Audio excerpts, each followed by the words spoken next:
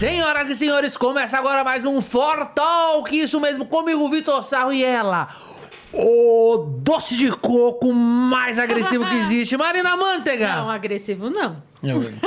Marina Manteiga, uma mulher de opiniões fortes, uma feminista muito... Não, eu não sou feminista. Muito forte. Não sou nada feminista. Sou bem machista, por sinal. Marina Manteiga, hoje temos um convidado, eu tô achando interessante, Eu porque adoro a gente entrevistou aqui, se você não viu essa entrevista, com o Arthur Moledoval, ô Mamãe Falei, né? Esse nome é horrível do Arthur Moledoval, Mamãe Falei, mas com ideias ótimas. Vou ver se o Kim Kataguiri procede com as mesmas coisas. Olá, Kim Kataguiri, tudo bem? Certinho? Certinho? Tudo bom, muito obrigado pelo convite, um prazer estar com vocês. Você não acha muito difícil confiar em vocês com a camisa do Naruto?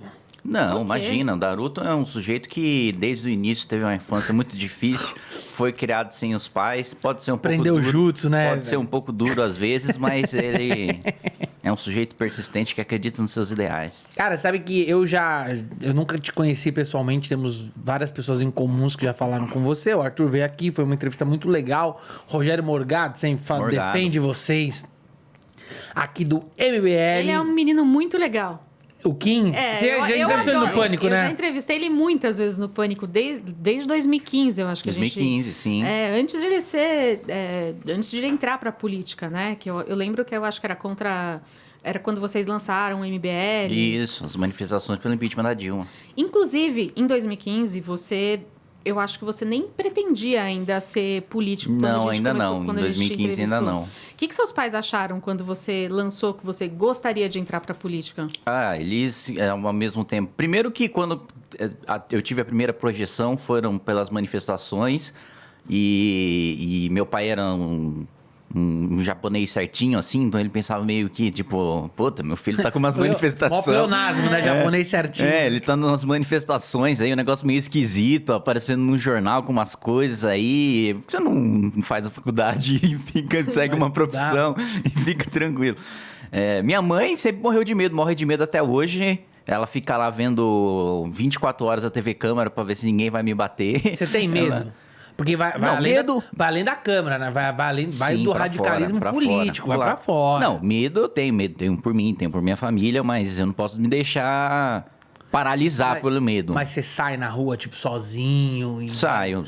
Como que é? Xingam pra caramba? Não é, também não sou... Mas aí a gente tem que lembrar de lá de trás. Na época, em 2015, quando ele lançou o MBL, que era contra a Dilma, enfim, né? Que era no caso, na época do impeachment. Isso. Ele era visto como o herói. Certo? Depende do lado. Depende do lado. Por exemplo, essa a questão. Eu, naquela época, era proibido andar na Rua Augusta, que eu sempre vinha a gente bater. Sério? Sim, na época da Dilma a esquerda tava enfervorosa, né? Hoje não, hoje eu ando na Augusta, o cara já fala... Pô, né, você é um fascista, mas a gente aceita você, porque você tá contra o Bolsonaro. Então, isso que eu ia te perguntar. Vamos começar com esse papo chato, você já deve ter respondido 1 bilhão de vezes, mas eu também quero saber. Certo. Porque assim, hoje no Brasil, você tá de um lado. Se você é contra o Lula, você é a favor do Bolsonaro. Se você tá com o Bolsonaro, você é a favor do Lula. Você odeia os dois, você quer os dois fora, mas o Brasil não vê isso. Quando vocês começaram com o estudo, querendo ou não, deu uma ajudada no Bolsonaro, deu uma impulsionada ali. Impulsionou bastante. O MBL, hoje, visto internamente, né, os cabeças do MBL, vocês se sentem um pouco responsáveis de ter colocado o Bolsonaro lá? Sim, eu acho que a gente, sem dúvida nenhuma, no segundo turno, teve uma participação, fez campanha no Nordeste pro Bolsonaro, se reuniu com ele depois lá da facada, no segundo turno ele estava se recuperando e tal, chamou a gente para ir lá no Vivendas da Barra, lá para conversar, ele, o Hélio Negão e ele pedir para nossa ajuda para fazer campanha que ele não poderia fazer e prometendo que ia ser um cara razoável, que ia seguir as pautas economicamente liberais, etc e tal. Então, sem dúvida nenhuma, a gente tem nossa parcela de responsabilidade. Que a gente assumiu publicamente, aliás. É a única instituição que eu conheço, política, que fez um meia-culpa. Nunca vi da imprensa, nunca vi de nenhum outro partido político. Quando apoiamos e erramos. Apoiamos e erramos. O Alexandre foi em 2019. E o que ele falou pra vocês que ele faria que ele não fez? Nossa, bom, acho que 2 pilares principais de traição do governo Bolsonaro. Primeiro, questão de combate à corrupção. né? Ele já começou nomeando Augusto Aras para a Procuradoria-Geral da República, que é um sujeito que destruiu todas as forças-tarefas de combate a crime de colarinho branco no país inteiro. Ele é um grande crítico da Lava Jato e de outras operações, e ele desmontou esse modelo de força-tarefa que é o Ministério Público trabalhando junto com a Polícia Federal e juntando e fazendo grupos de trabalho específicos para crimes de colarinho branco. Depois ele sancionou e apoiou a aprovação da emenda do juiz de garantias, né, que é basicamente um segundo juiz que um juiz conduz a investigação, um juiz determina a busca e apreensão, quebra de sigilo, acompanha o processo com a polícia, e outro juiz recebe aquele papel sem participar da investigação. Sim. E ele julga. Não, a gente é contra esse modelo e a gente acha que é inviável no Brasil, porque a gente sequer tem comarca hoje que só tem um juiz, então não tem sequer como fazer isso. Tanto que o Supremo suspendeu essa aplicação. Ele sancionou. É o cara que era, né, o bandido bom, era bandido morto. Quando chegou no Flávio Bolsonaro, ele entrou com ação para suspender todas as investigações envolvendo o COAF, né, que é o órgão que fiscaliza operações suspeitas de lavagem de dinheiro, muitas vezes com tráfico de armas, com tráfico de drogas. Ele, no pacote anticrime, ele boicotou também a atuação do então ministro Sérgio Moro, não se empenhou para aprovar, aceitou todas as distorções que foram colocadas no texto, ele sancionou no final, fez uma nomeação para o Supremo Tribunal Federal negociada com o Centrão, e ele que dizia fazer o enfrentamento do Supremo Tribunal Federal, ele que dizia que ia mudar e etc., colocou mais no mesmo, indicou para ser ministro da Justiça um ex-assessor do Dias Toffoli, e ele que sempre chamava o Toffoli de advogado do PT, que ia fazer o enfrentamento, ia fazer o combate, traiu nessa pauta também. Sancionou lei de abuso de autoridade, que era uma pauta do Renan Calheiros para retaliar juiz, promotor, delegado que atuasse em investigação de combate à corrupção. Limitou a delação premiada, né? Se a Lava Jato tivesse começado depois dessa sanção da lei de limitação de delação premiada, não aconteceria nada, né? Porque ela limitou para só aquilo que o sujeito se propõe a confessar. O promotor não pode mais perguntar nada, o delegado não pode mais perguntar nada. E aí ele sancionou essa legislação também com o receio dos escândalos do Flávio. Então, o primeiro pilar de combate à corrupção, ele já traiu completamente. A gente retrocedeu, na realidade. Não foi nem que não andou a pauta. A gente retrocedeu muito. E da pauta de liberalismo econômico também, a gente viu que o Paulo Guedes, que ia ser o cara que ia mandar, ia fazer, ia acontecer, muito ruim de trabalho, né? Um cara que joga as coisas... sai falando, sai prometendo coisas e não cumpre nada, né? Então a gente não teve nenhuma privatização até agora, né? Até agora o que a gente teve foi... privatizar tudo, não privatizou nada. Pior, criou uma empresa estatal, que é a Nave Brasil, né? Que é uma empresa de navegação, dizendo que tinha criado para privatizar a Infraero, não privatizou a Infraero. Na privatização da Eletrobras, obrigou os governos estaduais a contratar mais empresas estatais para contratar energia cara e suja de termoelétricas, só para dizer que entregou uma privatização, mas contratou, deixou nossa energia mais cara. Sim. Por causa disso. Aumentou tributação isso agora. É culpa do Bolsonaro. Do Bolsonaro e do Paulo Guedes. Isso é culpa do governo, ok. Aumentou agora, mandou uma proposta de reforma tributária que deixa o sistema tributário mais complexo e que aumenta a tributação na parte do setor produtivo, né? Foi um negócio bizarro que ele mandou. Que acho que é 15 ou 20%. Ele diminuiu 2,5% o imposto de renda sobre pessoa jurídica e aí tributou 20%. E aí diz que não tem aumento de carga tributária. E agora na reforma administrativa, que era um sujeito também, né, liberal, combater privilégio, etc. e tal, deixou de fora juiz, promotor, deixou de fora membro de poder, deputado, senador, que é realmente o problema, né, da desigualdade promovida pelo Estado brasileiro. Fiz uma emenda, inclusive, para incluir todas essas categorias. Eles foram lá, fizeram pressão, a Frentas, né, que junta todas as associações de juízes e de promotores, se juntou, foi lá a presidente da Associação dos Magistrados do Brasil falar que férias de 60 dias para juiz é cláusula pétrea, que a gente não poderia mexer porque é inconstitucional. Olha que bizarro, né? Sim. Eu até... Manda, né? Não, e o juiz ganha muito dinheiro, né? Sim, exatamente. Eu assinei uma média salarial nos tribunais estaduais de 40, 50 mil reais. Tem caso do cara que tirou 400 mil reais porque eles criam verbas e auxílio auxílios que, por exemplo, ele queria um novo auxílio creche. Aí ele fala, olha, a gente criou esse auxílio creche aqui, só que durante os últimos 15 anos que eu fui juiz eu não recebi, eu preciso receber retroativamente. E isso se mantém no texto da reforma do Bolsonaro. Então, pô, que é uma reforma só pra base não adianta pra nada, você precisa mexer no topo. Roubo retroativo. É isso mesmo. Que isso, assim, é muito difícil tentar entender tudo a galera leiga, né, que tá em casa, porque as pessoas se informam pelo Facebook, as pessoas se informam por mídias que são muito difíceis. E o caso de vocês é muito delicado, porque vocês não são nem a favor do governo e nem a favor do Lula, né, que hoje é a briga ali, né, são os cavalos que estão brigando pelo páreo. Qual é a solução? Bom, primeiro... Porque assim, pelo que eu tô entendendo, ou vai ser um, ou vai ser outro. E os dois são ou vai ter que vir uma terceira via. Então, mas tem essa terceira via? Que eu acho difícil. Não, eu não acho tão difícil. Teve uma última pesquisa, acho que foi da Genial, mostrando que o que está em segundo lugar é o nem Lula nem Bolsonaro, com 22% das intenções de voto, né? O Bolsonaro tem 19%, quem não quer nem o Lula nem o Bolsonaro está com 22%, e depois acho que tem o Lula em primeiro com acho, 30% das intenções de voto. Então, espaço tem. Outra coisa que para mim joga positivamente é que praticamente nenhuma pesquisa feita um ano antes da eleição acertou. Né? Então, um ano antes na eleição de 2018, a Marina acho que estava em primeiro ou estava em segundo lugar. Quarto, né? Tadinho. Pois é, gente. Pelo amor de Deus. Então, a pesquisa nesse nível muda muita coisa em um ano, né? Muita coisa pode acontecer. Mas tem inclusive, essa chance de entrar uma outra pessoa? Eu acho que sim, mesmo porque o Bolsonaro, não sei quem.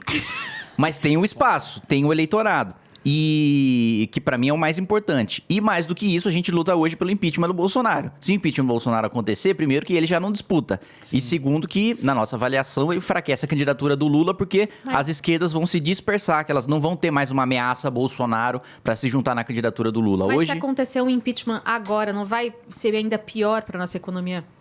Eu discordo. Não? Eu tô falando isso de uma pessoa leiga, tá? Assim, porque a gente já teve o impeachment da Dilma, aí a hora que teoricamente estamos nos recuperando, entre aspas, né? Pô, mas só tá piorando. Eu sei que tá piorando, pertinho. Mas enfim, é que eu tô querendo ser legal. Na hora que a gente teoricamente tá se recuperando, mais um impeachment. Não é ruim? Não é ruim porque a gente está indo ladeira abaixo, né? A gente está muito parecido com o cenário do segundo mandato do governo Dilma. A inflação de comida batendo 2 dígitos, preço do combustível estourado, dólar subindo, estourado, juros... Não, era mais baixo, mas a inflação na época estava dos 2 dígitos, estava subindo, dólar, mesma coisa. E até perdi o raciocínio aqui. Desculpa. Tava falando do Bolsonaro, da terceira via, de que ninguém quer um, nem quer outro. Que as pesquisas políticas estão aí, que um ano muda muita coisa. Um ano muda muita coisa. E que a melhor coisa seria ele sair agora. Ele sair agora e tem... impeachment. É verdade, o impeachment é a economia. Então a gente tá a gente tá ladeira abaixo, né? E o impeachment... Hoje, na minha avaliação, seria uma solução para a gente primeiro estancar, parar com esse estouro de gasto público que ele está fazendo para a eleição do ano que vem, que vai deixar uma bomba gigantesca para quem assumir as próximas eleições. E os 2 períodos que a gente teve de maior estabilidade política e reformismo econômico foram, coincidentemente, depois que a gente teve impeachment. Depois do impeachment do Collor, com o governo Itamar, o Plano Real, a lei das estatais e o governo Fernando Henrique. E depois do impeachment do governo Dilma, o governo Temer também, que teve a recuperação do PIB, que teve retomada de emprego, que teve queda de inflação, que teve queda de juros, que teve queda de dólar. Da mesma maneira, e por que isso? Eu acho que não é uma coincidência. Necessariamente o vice, ele não sai legitimado pela urna. Ele precisa fazer um governo de composição. E ele tem a boa vontade do Congresso, porque todo mundo sabe que ele não tem popularidade suficiente para disputar a reeleição. Então, na minha avaliação, para a economia, quanto mais tempo o Bolsonaro fica no poder, mais se deteriora, ainda mais por causa da nossa imagem no exterior, né? Que é péssima. O mundo, você pergunta pra qualquer gringo lá fora e fala, meu Deus, você tá morando numa floresta em chamas. O Anonymous bate na gente agora. Não. Então, você tá morando numa ditadura fascista em que a floresta tá pegando fogo, o presidente tá com uma motosserra andando de moto. Mas eu vejo vocês do MBL arrependidos, óbvio, e eu vejo muita gente assim, putz, eu votei no Bolsonaro, mas eu não tô feliz. Mas, cara, ainda tem muita gente que tá do lado dele. Tem muita gente. O que são essas pessoas que estão do lado dele? O que você acha que é isso? São as pessoas que não querem realmente a volta do Lula e, tipo, é um anti-herói ali, né? Querendo ou não, Putz, é o único cara que tá brigando com o Lula de frente nas pesquisas. Da onde vem esse apoio dele? Eu acho que são duas coisas, né?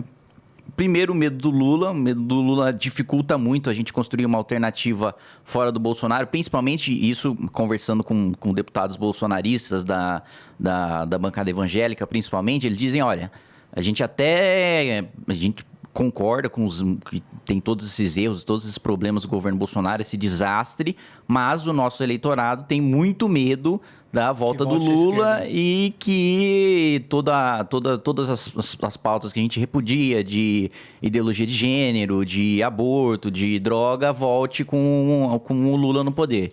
Então, acho que tem esse problema com a base mais evangélica, que tem muito receio da volta do Lula. E tem um outro problema, que é o sujeito que realmente, o Bolsonaro, querendo ou não, assim como o Lula, ambos são lideranças carismáticas, né? Ambos são sujeitos populistas povo, né? Que falam a linguagem popular e que conseguem transmitir sua mensagem, né? E não dá pra gente subestimar os nossos adversários. São duas pessoas que, de fato, o cara até quando... No erro do Bolsonaro, né? Quando você vê... Recentemente teve uma pesquisa qualitativa, né? Sobre o governo Bolsonaro e a avaliação tanto de quem discorda do Bolsonaro como de quem concorda é que o maior problema, o maior defeito dele é que ele fala muita besteira, inclusive do próprio eleitorado dele. Mas mesmo no erro, o eleitorado dele diz o seguinte, ele fala muita besteira, mas ele fala o que eu falo na minha vida privada. Ele só é o presidente da República. Então, tem muita gente que realmente se identifica com o jeito dele. Qual que é a maior dificuldade que você encontra dentro do Congresso?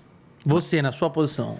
Na minha posição, bom, primeiro o fato de não ser nem de esquerda nem do governo, que deixa num bloco extremamente isolado. Você assim, o que é? Centro? Eu sou de direita, eu sou liberal, né? Mas dentro do parlamento...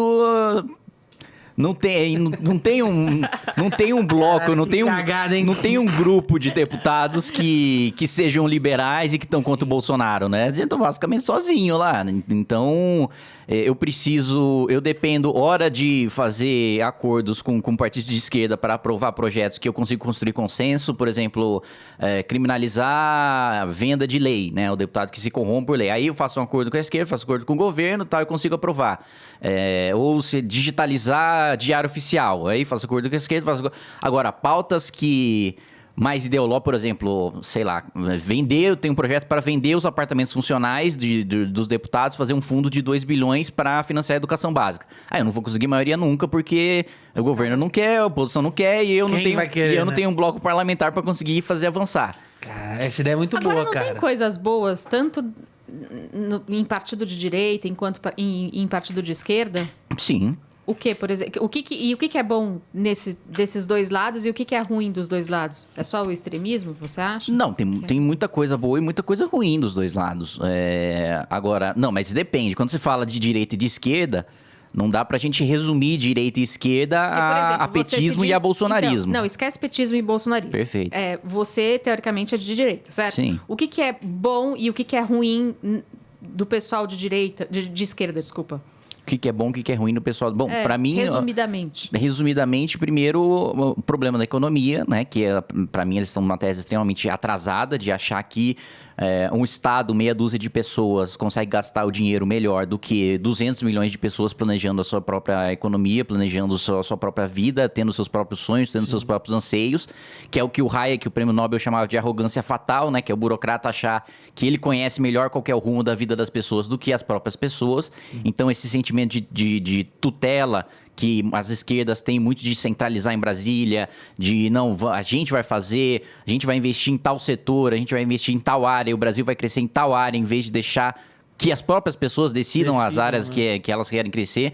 Para mim, isso é a pior coisa de todas, porque gera aumento de gasto, gera inflação, gera, no final das contas, uma piora na situação do mais pobre. E um certo preconceito também com iniciativa privada, que eu vejo muito nos partidos de esquerda. Tem uma esquerda agora mais moderada, lá que eu vejo com a Tabata, com o Rigoni, que entende que os setores da iniciativa privada são essenciais, inclusive para melhorar a vida do mais pobre. Sim. Mas a maior parte da esquerda dentro do Congresso Nacional vê com extremo preconceito qualquer atuação da iniciativa privada, principalmente em política pública, né? Então, para mim, essa é uma parte negativa. Agora, tem uma parte positiva que é, sem dúvida nenhuma, preocupação com desigualdade. A gente discorda no meio de se combater a desigualdade. Para mim, o Estado brasileiro aumenta a desigualdade, concentra a renda, tira dinheiro do mais pobre e dá para o mais rico. Eles têm uma visão oposta. Eles têm a visão de que... Do assistencialismo, eles têm a visão de que é a iniciativa privada que gera desigualdade, que é o capitalismo que gera desigualdade e que o Estado está aí para diminuir. Na minha visão, o Estado hoje, brasileiro, gera mais a desigualdade do que a natural gerada pela iniciativa privada. Porque você não tem o que fazer. Você vai fidelizar os caras. Eu nem acho que a esquerda pensa assim. Eu acho que a esquerda que veio com o Lula fez muita coisa boa. Isso não tem como negar. Fez muita coisa ruim também, né? Principalmente a parte de corrupção, mas eu acho que gerou um assistencialismo de perpetuação do poder mesmo. Tipo, eu te dou o necessário pra você precisar de mim. Tem Sempre. Isso também, tem isso. Você vincular, personalizar programas pra fazer com que o sujeito não veja aquilo como uma política. E fazer política de terrorismo também, né? São vários vídeos, principalmente no Nordeste, de carro de som passando. Se o PT perder, vai acabar com a Bolsa Família, vai acabar com pagamento, etc e tal. E o próprio PT foi contra transformar o Bolsa Família em política de Estado, né? Que era aprovar uma PEC para que, independentemente de quem vencesse as eleições, aquele programa se tivesse lá. Ou seja, eles realmente queriam a tutela e segurar, como o Bolsonaro quer fazer agora, mudando o nome do programa e aumentando um pouco o valor, chamando de Auxílio Brasil, para tentar vincular o nome dele, né? Só que o problema é que ele está fazendo isso em vez de cortando gasto de onde poderia para fazer essa distribuição, ele quer fazer isso aumentando imposto. Você acha que tem alguma chance dele se reeleger? O Bolsonaro? Duvido muito, acho muito difícil. Se não tiver o impeachment nem nada, se for pra urna mesmo. Se for pra urna mesmo. Você acha que ele não ganha? Eu acho que não ganha. A situação... Ele tá brigando pelo voto impresso aí, é doidado. A situação na ponta tá muito difícil para as pessoas. A situação fazer um supermercado, se abastecer um carro, chega num ponto que o cara não... O Bolsonaro ele se esforça o máximo para tirar o foco do debate dos problemas reais das pessoas. Porque eu sinto que as pessoas que votam nele não acham que a culpa é dele.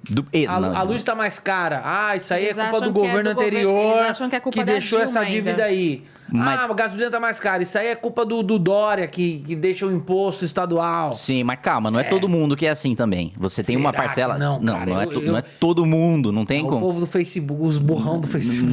Não é todo mundo. Tem uma parcela que sente na ponta e que tem um limite até onde o cara aguenta, até onde o cara apoia o governo. O Bolsonaro... Mais uma vez, ele se esforça para tirar o foco do debate. A gente ficou, no meio da crise que a gente está vivendo, com um sujeito passando fome e sem conseguir abastecer o carro, 2 meses no Congresso Nacional debatendo o voto do papel. Né? Você é contra o voto impresso? Eu sou contra. Eu acho que aumenta a possibilidade de fraude. Eu já fui a favor. Eu já defendi. É muito mais fácil você ir lá, pegar e mudar e fazer manipulação como teve antes. Mas, primeiro, dois pontos, né, que me levaram a mudar de posição. Primeiro, eu não sabia que você já teve uma experiência de voto impresso em 2002 e que deu errado. Por amostragem, eles fizeram exatamente o modelo que estava lá sendo defendido. Se tinha urna, saiu o voto impresso, etc. Aumentou o número de nulo, branco e abstenção, e aumentou o número de fraude e aumentou o número de urna que deram problema. E o outro ponto que me fez mudar de opinião também, que o meu maior medo era... Bom, os governos petistas nomearam praticamente todos os ministros do TSE, todos os ministros do Supremo. A chance de um sujeito que está lá há 10 anos no poder fazer uma fraude para quem já comprou o parlamento é um passo. Sim. A gente teve 3 eleições presididas por ministros indicados pelo PT que não teve fraude. Então... Gente, é simples. O Bolsonaro tá eleito, não tá? Exatamente. Então não teve fraude nenhuma. Eu acho muito mais difícil você fazer... Ele alega que ele já tinha ganho no primeiro turno, não. Ele é mimado, né? Ele é meio mimadão, né, e tal. O Brasil tá quebrado. Você que é político, o Brasil tá quebrado. Tá, muito. A gente tá muito fudido, porque a quantidade de mendigos que tem em São Paulo, que agora não é mendigos, mas pessoas em situação de rua. A quantidade de pessoas em situação de rua que tem em São Paulo é avassaladora. Onde você... A Luz, a Estação da Luz, que é um dos lugares mais lindos que tem em São Paulo, é intransitável. As pessoas estão na rua. O que é? Não tem, o governo não tem como se juntar com o Estado, com o poder público, com iniciativa privada para resolver essa situação, porque é muito desumano. Cara, a gente tá vivendo um negócio que é, óbvio, com todo o respeito do mundo, mas a gente tá vivendo pior que muito país subdesenvolvido, cara. Cara, tem como solucionar. Principalmente extrema pobreza. Custaria, acho que não sei se foi o Ricardo Paes de Barros que fez ou outro economista, que mostrou que o custo da gente erradicar a extrema pobreza é 0,13% do PIB. A gente consegue 0,13% do PIB cortando renúncia fiscal, privilégio tributário para a grande corporação. A gente consegue 0,13% do PIB cortando penduricalho de Ministério Público, de Judiciário. A gente consegue 0,13% do PIB para erradicar essa situação. Falta vontade. Falta um sujeito que, de fato, está lá na presidência da República, tem coragem de fazer enfrentamento, seja com as empresas que fazem lobby para manter privilégio tributário, seja com o Ministério Público Judiciário. Agora, Bolsonaro nunca vai peitar o Ministério Público Judiciário, porque ele está na mão deles. Né? Um filho dele não tem foro, tá? Que é vereador. Pode ser preso a qualquer momento em prisão preventiva. Você acha que vai ser preso? Eu acho que assim... tem confissão, tem mensagem, tem extrato bancário. Só falta ele mesmo admitir que fez, porque não falta mais nada. E por que ele ainda não tá preso? Bom, a justiça brasileira é lenta. Mas tem todas as provas, então daria já para prender ele. Depende, porque prisão preventiva tem outros requisitos. Para além da plausibilidade dele ser culpado... Para ter prisão preventiva, precisa ter ou risco de fuga ou algum risco à ordem pública. Sim, que ele não vai fugir. Ele tem mandato, ele tem domicílio fixo. Isso dificulta se ter uma preventiva. Agora, pode ser que fique provado que o Ministério Público está em sigilo, né? Não tem como a gente saber tudo que eles coletaram até agora. Tem algumas coisas que vazaram. Mas você obstruir a justiça é motivo de prisão preventiva. E eu não tenho dúvida de que tem atuação do Bolsonaro, do Carlos, do Flávio, para tentar, de alguma maneira, segurar os processos ou interferir ou intimidar testemunha. Qualquer coisa desse tipo também é motivo para prisão preventiva. O filho do presidente ser preso é muito grave, cara. Por corrupção, que é uma coisa que... Por rachadinha, né? Sim. Que é comum. Tipo, o que a gente ouve na vida é... Isso aí é comum. Isso aí todo mundo faz. Você acha que é muito comum? Todo mundo faz não, isso. Não é tão comum quanto as pessoas dizem. Existe, né? Só no Rio de Janeiro? Ou não, imagina, o país inteiro. O país inteiro. Principalmente a Assembleia Legislativa. A Assembleia Legislativa tem muito orçamento e é pouco fiscalizado porque tem pouca visibilidade de imprensa e de órgão de controle, porque basicamente a Assembleia Legislativa não tem poder nenhum, né? A gente copiou esse trecho da Constituição dos Estados Unidos que diz que a competência das assembleias é subsidiária, ou seja, tudo que a União, tudo que o Congresso Nacional, o Presidente da República não pode legislar e tudo que a Câmara Municipal não pode legislar é da Assembleia Legislativa. Sim. Só que a Constituição americana coloca lá: o Congresso Nacional vai legislar sobre defesa, sobre diplomacia, mais duas coisas e acabou. Tudo o resto é Assembleia. Crime, Assembleia. Trânsito, Assembleia. Comércio, Assembleia.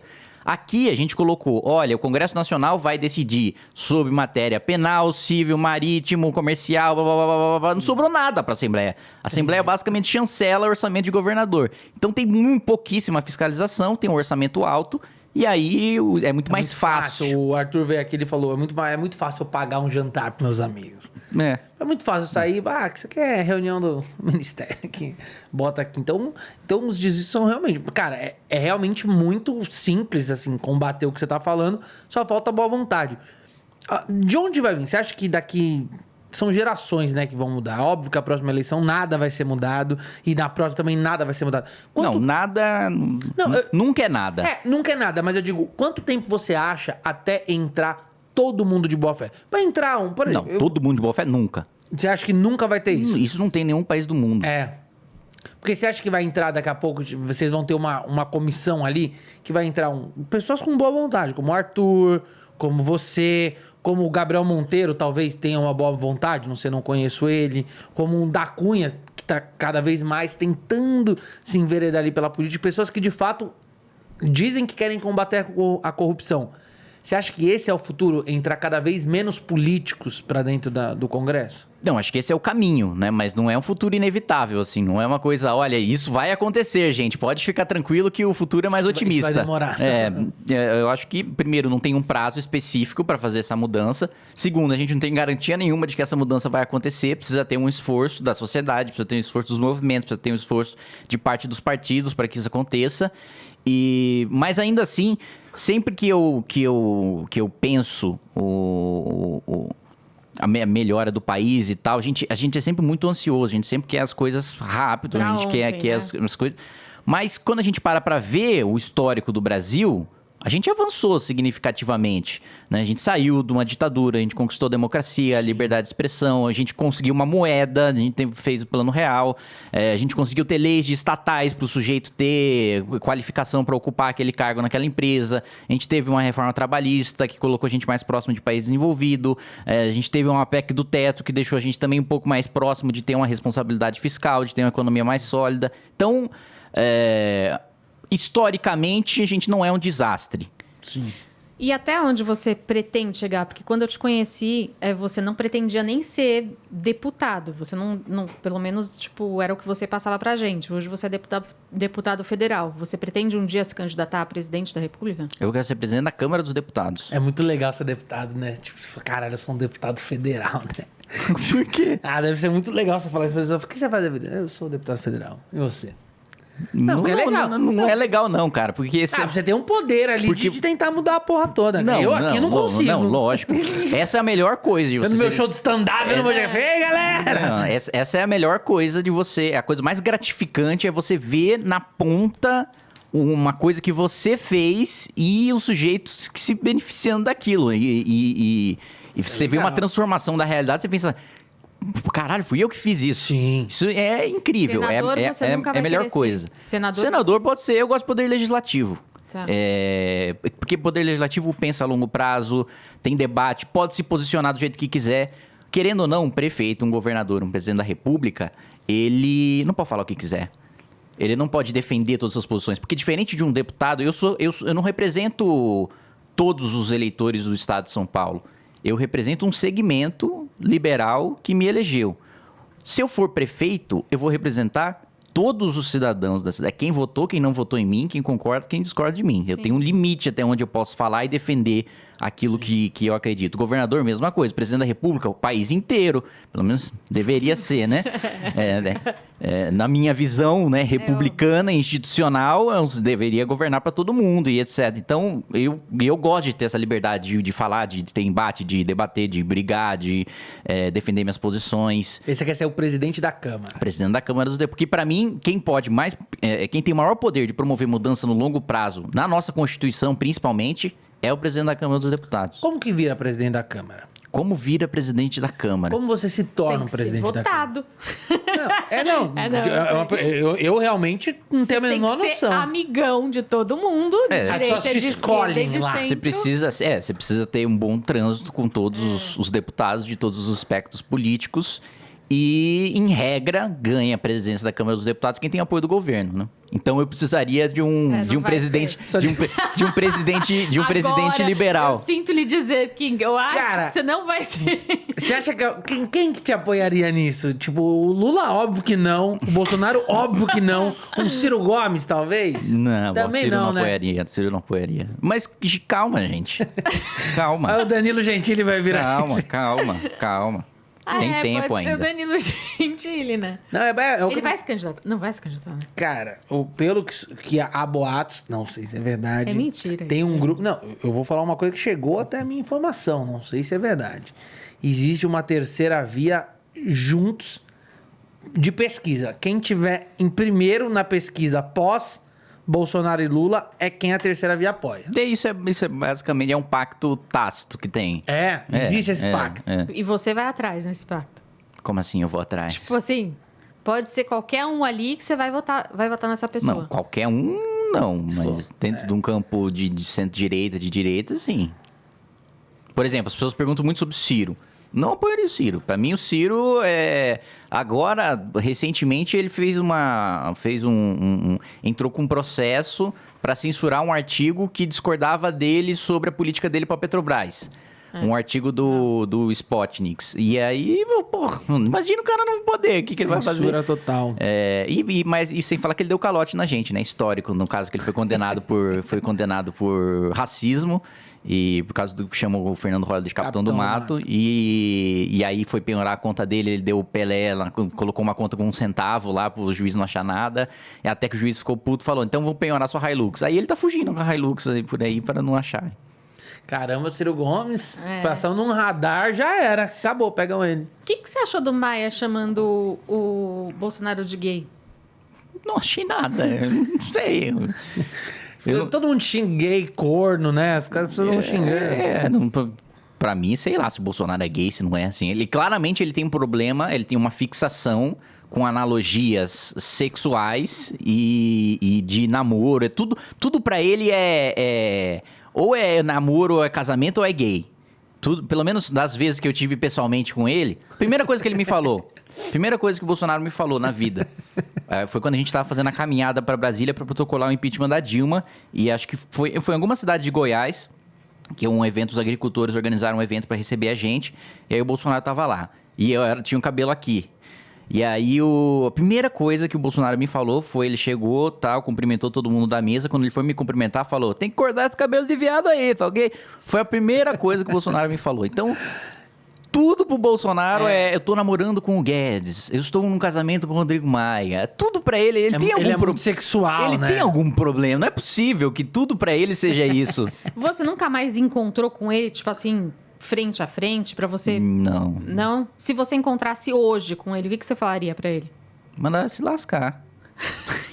Você não daria nenhum conselho? Que conselho, Marina? Que eu quero é que ele seja preso. Eu vou dar que conselho. Bolsonaro, senta aí, vamos bater. Que conselho, pega aqui na minha mão. Olha, vamos aqui, Bolsonaro. Não dá pra você chegar e conversar com ele? Vamos parar de se proteger de ser preso, Bolsonaro, né? Pô, cara, não dá pra você... Conversa, não tem como, Marina. Eu vou fazer o quê? Você conversa com quem tá bem intencionado e tem uma visão diferente de como chegar naquele fim. O fim que o Bolsonaro quer chegar é muito diferente do que não tem como. Vocês se sentiram ameaçados de algum jeito com aquele desfile militar? Não, com o desfile não. O desfile, aliás, foi meio até vergonhoso. Triste, né? As Forças Armadas. Soltando fumaça. Aqueles carros da Segunda Guerra Mundial lá. Realmente foi um negócio meio vexatório. Os carros, se atacar o Brasil, nós tá muito ferrado, né?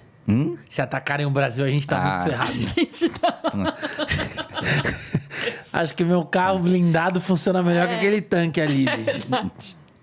Mas, Kim, a política, tudo hoje no Brasil, mesa, conversa, família, amigos, tudo se fala de política. Tá chato, tudo vira política, tudo é política. O que você acha que dá pra fazer hoje? Se você estivesse lá, você é o 01 do Brasil, você é o presida, o que você faz? O que eu faço? Cara, primeira coisa, eu faria um corte brutal de privilégio tributário e de penduricalho de Ministério Público e de Judiciário para fazer uma política de renda básica universal. Isso tem que ser... Isso o presidente consegue fazer sozinho ou ele precisa dos deputados? Não, precisa dos deputados. Sempre precisa. Aí é foda, não é? Não é aí que é difícil? Não é aí que é difícil. No Brasil, o presidente da República ele é muito poderoso, mais poderoso do que em outras democracias. Aqui, sabe quem tem mais poder legislativo para qualquer proposta no Brasil? Não.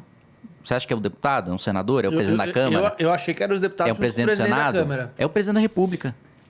O presidente da República é quem tem o maior poder de apresentar leis. Eu não posso apresentar nenhuma lei, por exemplo, que mexa na administração pública federal. O presidente da República pode. Eu sozinho, né, não consigo... Eu preciso de 171 deputados para apresentar uma PEC. O presidente da República apresenta só com a assinatura dele. Ele consegue apresentar uma medida provisória que tranca a pauta e os deputados não votam nada até votar a medida provisória que o presidente da República editou. Ele tem um orçamento gigantesco, tem mais de 30, 40 mil cargos de indicação. As emendas agora parlamentares que ele triplicou, então ele tem 40 bilhões para mandar em obra para as bases dos deputados para construir maioria. Então...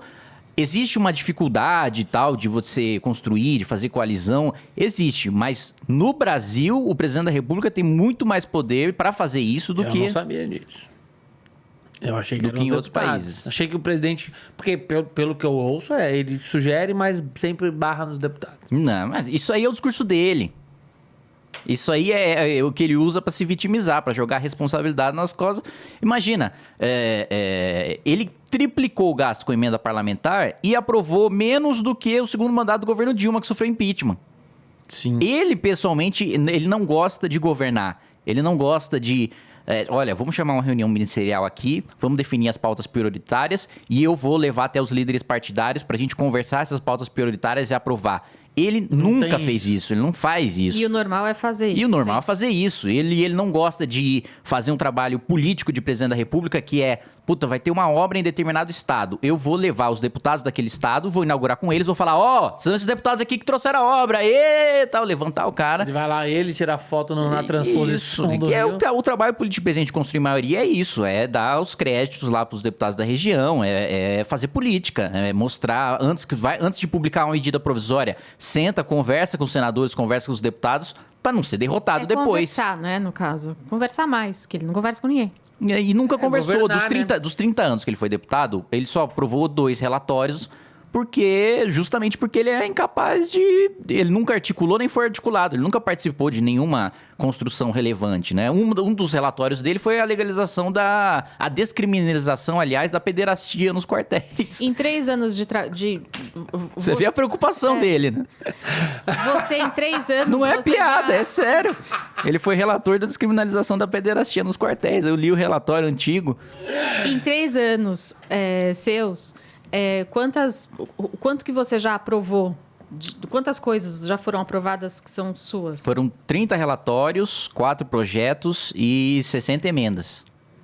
Peraí, muita coisa, hein? E ele em 28 anos, 2 relatórios só? só. Em 28 anos. É muita coisa. Não, ele Mas fez ele pelo menos o Kim descriminalizou. fez milagre, né?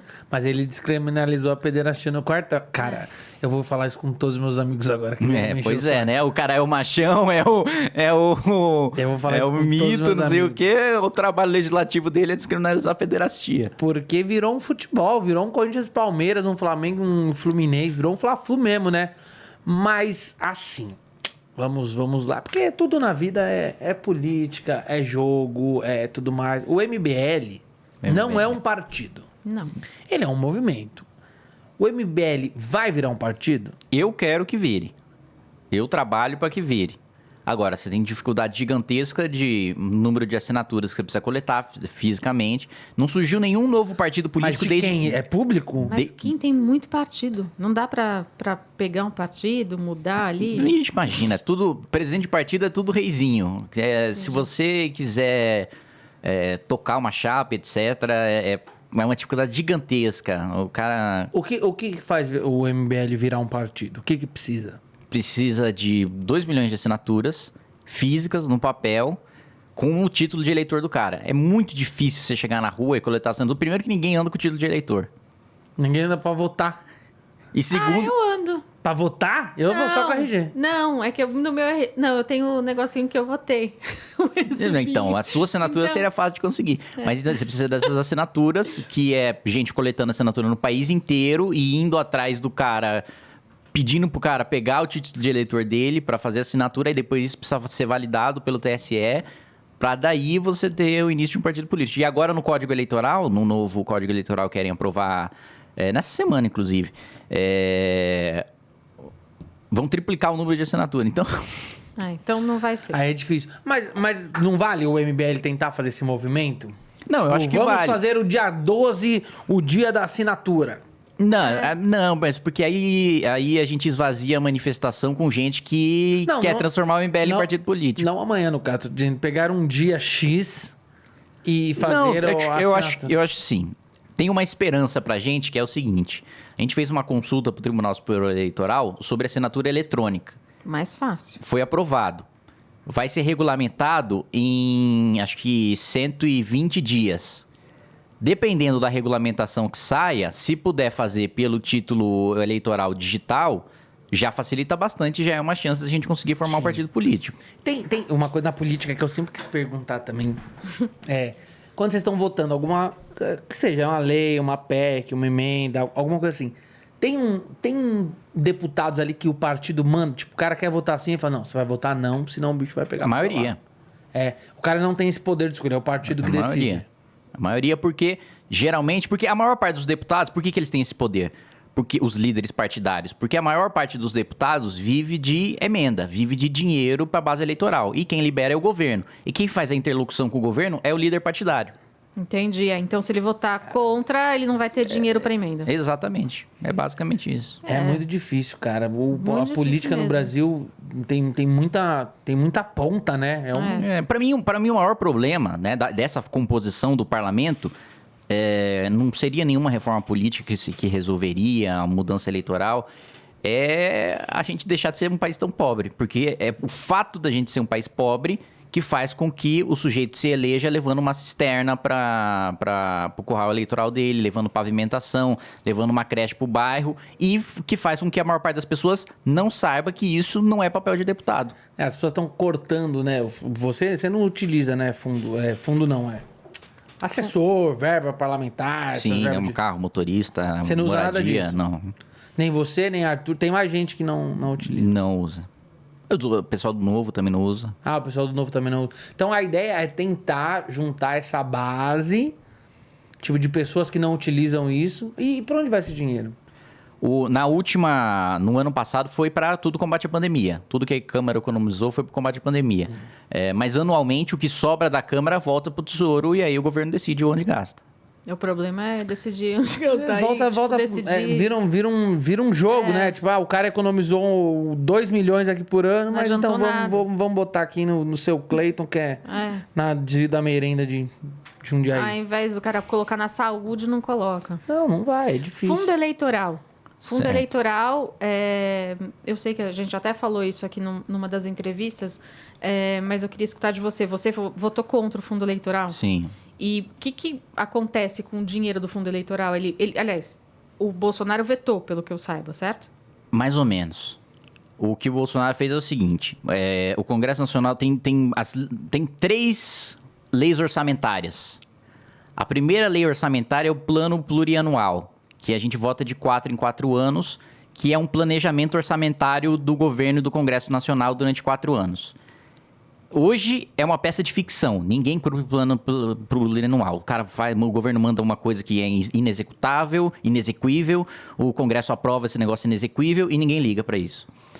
Aí, todo ano, tem a votação de 2 leis orçamentárias. Da Lei de Diretrizes Orçamentárias, LDO, que é uma lei que aponta rumo. Então, vamos priorizar a educação, na educação a gente vai priorizar a primeira infância, na assistência social a gente vai priorizar o combate ao alcoolismo, a violência contra a mulher. São diretrizes, não tem valores na Lei de Diretrizes Orçamentárias, que foi isso que a gente votou agora, a Lei de Diretrizes Orçamentárias. O que foi aprovado nessa Lei de Diretrizes Orçamentárias sobre fundo eleitoral?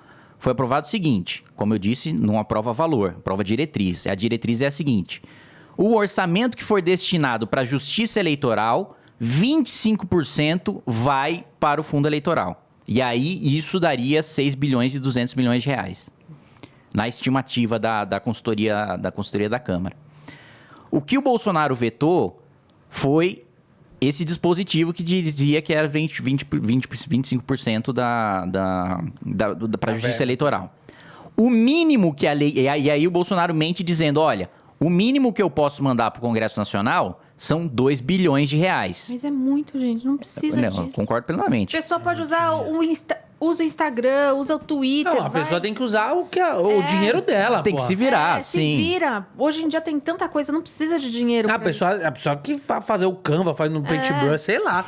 Mas a pessoa que não usa o meu dinheiro público pra fazer santinho de rua, pô. 2 bilhões. E aí eu muita fiz uma coisa. consulta tanto pro TSE como pra a Câmara para saber o mínimo. O mínimo era 811 milhões de reais. E o Bolsonaro mandou esse aumento com 2 bi 100 para falar pro público dele, diminuí aqui, tô mandando o mínimo, mas ele não tá mandando o mínimo, é mentira.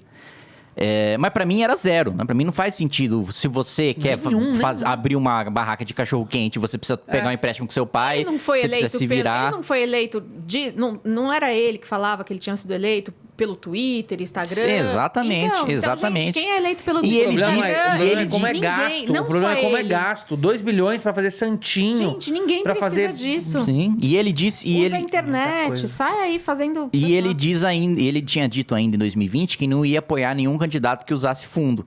E apoiou o Russomano, apoiou o Crivella, apoiou todo mundo que usou fundo. É muito difícil entender, né? Não dá pra Você, a sua eleição ano que vem também? Ano que vem. Você vem como deputado também? Deputado. Eu também não tenho muita saída, não. Porque eu não tenho idade. Ah, você é novo, né? Putz, tem isso, né? Também, por isso que os caras falam Como da assim? velha política. Só tem velho na política por causa disso. Ah, Tem que ter idade. Ele não pode, ele é muito novo. Senador é 35. Eu tenho 25, então eu não vou ter idade nem nessa, nem na próxima, nem na outra. E...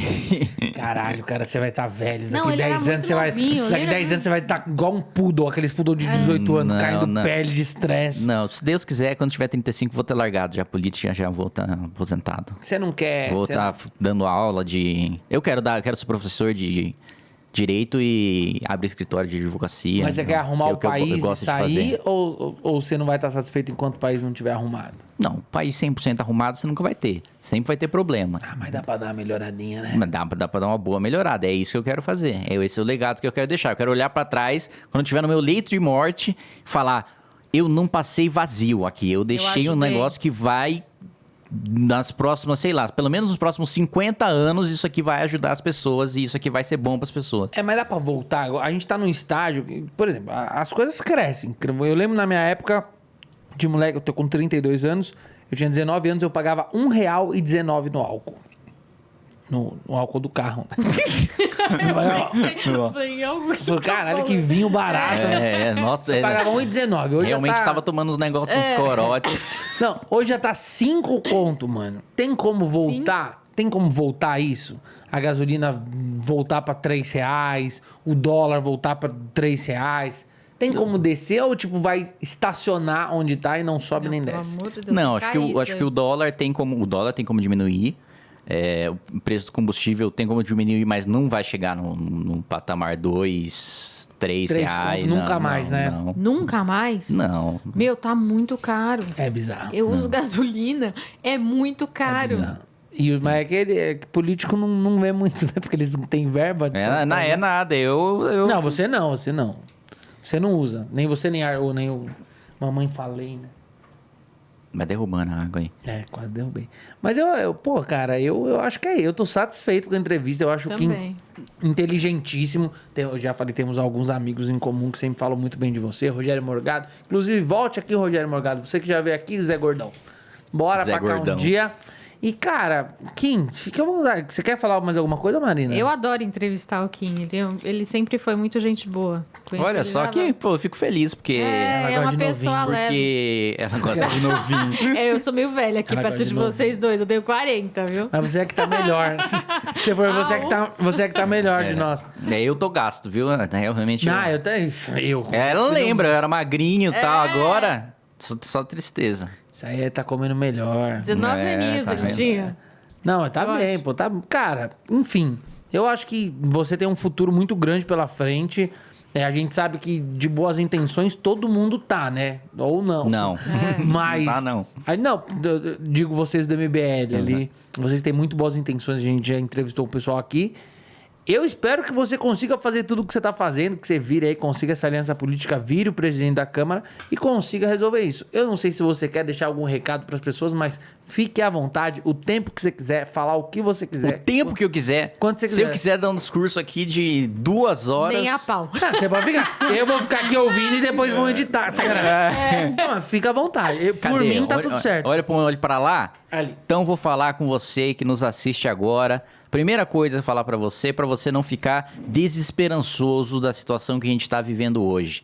Porque eu sei que é decepcionante, que é difícil. Você sempre acha cada eleição que vai mudar tudo e que agora vai e nunca vai. Mas as coisas são devagares. Tem uma mobilização grande, dá pra gente sair dessa falsa polarização do Lula com o Bolsonaro. A gente tem a possibilidade de, mais uma vez, ir pra rua, mudar o curso da história, tirar o Bolsonaro da eleição, enfraquecer o Lula, fragmentar as esquerdas, construir uma alternativa.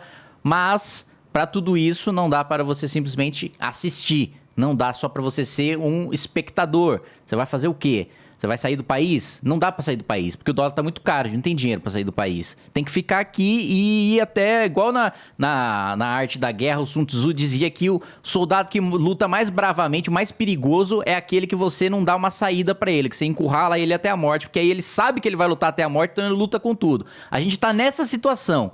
E é nessa situação que a gente precisa ir para a manifestação do dia 12 de setembro para derrubar o Bolsonaro, para a gente ter uma alternativa política para a eleição, para não ter mais um ano de escândalo de corrupção, mais um ano de destruição das contas públicas, mais um ano. Para você ter uma ideia, se o governo brasileiro fosse a sua casa, você está passando no cheque especial o seu almoço.